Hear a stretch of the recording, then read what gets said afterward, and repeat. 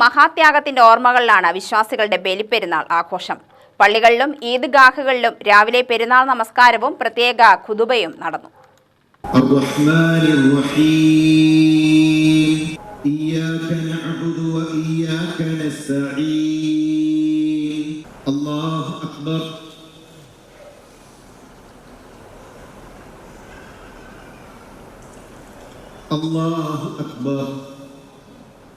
ലോകമെങ്ങുമുള്ള വിശ്വാസികൾ മനസ്സുകൊണ്ട് മക്കയിലെ വിശ്വാസമണ്ണിൽ തീർത്ഥാടനം നടത്തുന്ന ദിവസമാണ് ബലിപ്പെരുന്നാൾ.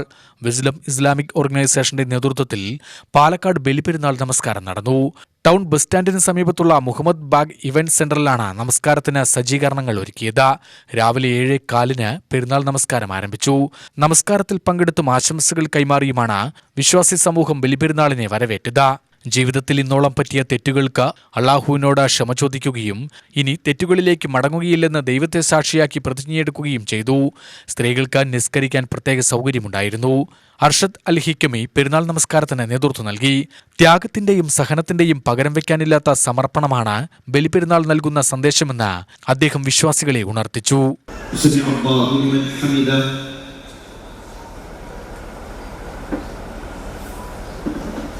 അല്ലാഹു അക്ബർ.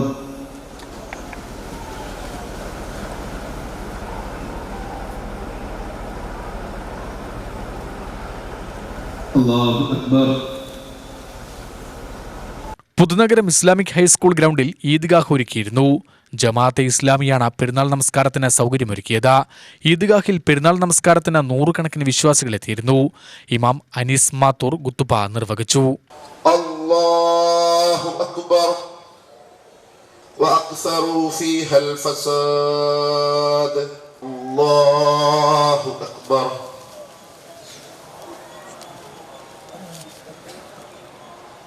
അല്ലാഹു അക്ബർ. ഇബ്രാഹിം നബിയുടെ അടിയുറച്ച വിശ്വാസത്തിന്റെയും അർപ്പണ മനോഭാവത്തിന്റെയും ഓർമ്മപ്പെടുത്തലാണ് ഈ ദിനമെന്ന് അദ്ദേഹം ഓർമ്മിപ്പിച്ചു.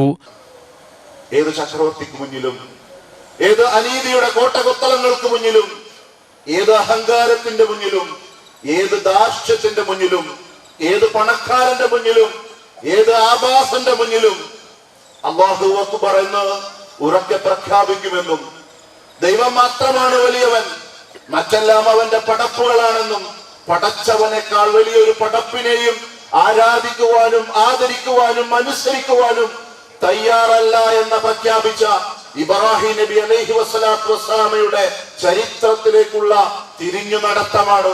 ചരിത്രത്തെ ഹൃദയത്തോട് ചേർത്ത് വെക്കുമെന്ന പ്രഖ്യാപനമാണ്. പ്രിയമുള്ളവരെ, ഈദുൽ അദ്ഹ ബലിപെരുന്നാൾ അങ്ങനെ രാജാവിന്റെ മുന്നിൽ ചൊല്ലിയ തക്ബീറാണ് ഇനിയുള്ള ദിവസങ്ങളിൽ ചൊല്ലുവാനും ഇനിയുള്ള കാലങ്ങളിൽ ഏറ്റെടുക്കുവാനും നമ്മൾ പോകുന്നത്. പ്രിയപ്പെട്ട പിതാവിന്റെ മുന്നിൽ ഇബ്രാഹിം നബി അലൈഹി വസ്സലാത്തു വസ്സലാം തക്ബീർ ചൊല്ലി. അല്ലയോ ഇബ്രാഹിം, നീ എന്റെ മകനാണ്, നീ എനിക്ക് പിറന്നവനാണ്.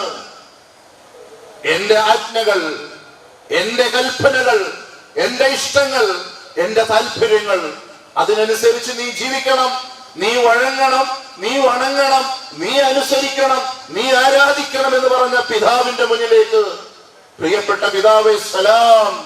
അതാണ് ഇബ്രാഹിം നബി അലൈഹി വസ്സലാത്തു വസ്സലാമ പ്രയോഗിച്ച പ്രയോഗം എന്ന് പറയുന്നത്. അങ്ങേക്ക് സമാധാനം ഉണ്ടാവട്ടെ. തുടർന്ന് വിശ്വാസികൾ പരസ്പരം ആശംസകൾ കൈമാറി.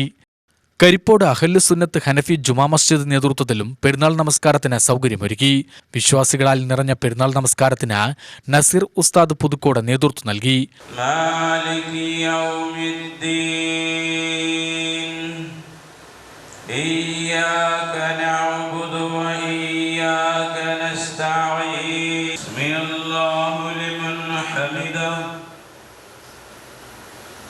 അല്ലാഹു അക്ബർ. المبدئ المعيد أحمده حمدا بلا تعديد. മാനവികതയുടെ സന്ദേശമാണ് ബലിപെരുന്നാൾ നൽകുന്നതെന്നും അപരന്റെ വേദനകളിലും സങ്കടങ്ങളിലും സാന്ത്വനം പകരാൻ വിശ്വാസികൾ പ്രയത്നിക്കണമെന്നും അദ്ദേഹം പെരുന്നാൾ സന്ദേശം നൽകി. ഭൂമിയിൽ ആദ്യമായി കൊണ്ട് സ്ഥാപിക്കപ്പെട്ടിട്ടുള്ള പള്ളി ഏതാണ്? മക്കയിലുള്ള കഅബ ശരീഫ്. ഈ കഅബ ശരീഫാണ് ആദ്യമായി ഭൂമിയിൽ പണി കഴിപ്പിച്ചത്. അത് മലക്കുകളായിരുന്നു. അതിനുശേഷം നൂഹ് നബി അലൈഹിസ്സലാമിന്റെ കാലത്തെ വെള്ളപ്പൊക്കത്തിൽ സാരമായ കേടുപാടുകൾ സംഭവിച്ചു. അതിനുശേഷം മഹാനായ സയ്യിദുനാ ഇബ്രാഹിം അലൈഹിസ്സലാം അവരാണ് ഈ കഅബ ശരീഫ് പുതുക്കിപ്പണിയുന്നത്. ആ കഅബ ശരീഫിന്റെ പണികളെല്ലാം തന്നെ കഴിഞ്ഞു. ശേഷം അല്ലാഹു തആല കൽപ്പിച്ചു, അദ്ദിം ഫിന്നാസി. ഇബ്രാഹിം നബി അലൈഹിസ്സലാം കഅബാലയത്തിന്റെ പണിയെല്ലാം കഴിഞ്ഞപ്പോ ഇനി നിങ്ങൾ ചെയ്യേണ്ടത് അദ്ദിൻ ഫിന്നാസ്, ഇത് ജനങ്ങളെ വിളിക്കണം, ജനങ്ങളെ വിളിച്ചു പറയണം. അങ്ങനെ ജനങ്ങളെ വിളിച്ചു പറഞ്ഞാൽ അവർ നടന്നുകൊണ്ടും വാഹനം കയറിയും ഇവിടേക്ക് എത്തിക്കൊള്ളും. അപ്പോൾ ആ പണ്ട് ഇബ്രാഹിം നബി അലൈഹിസ്സലാത്തു വസ്സലാമിന്റെ ആ വാചകം കേട്ടുകൊണ്ട് ആർക്കെല്ലാം എത്തിപ്പെടാൻ പറ്റുന്നുവോ അവർ മുഴുവനും തന്നെ ആ കഅബ ശരീഫിലേക്ക് എത്തിപ്പെടും. അതിന് അല്ലാഹു നമുക്ക് ഭാഗ്യം നൽകുമാറാവട്ടെ. ആശംസകൾ കൈമാറിയും പരസ്പരം ആലിംഗനം ചെയ്തും ബലിപ്പെരുന്നാളിനെ പരസ്പര സ്നേഹത്തിന്റെ ആഘോഷമാക്കി മാറ്റി വിശ്വാസികൾ. UTV news, Palakkad.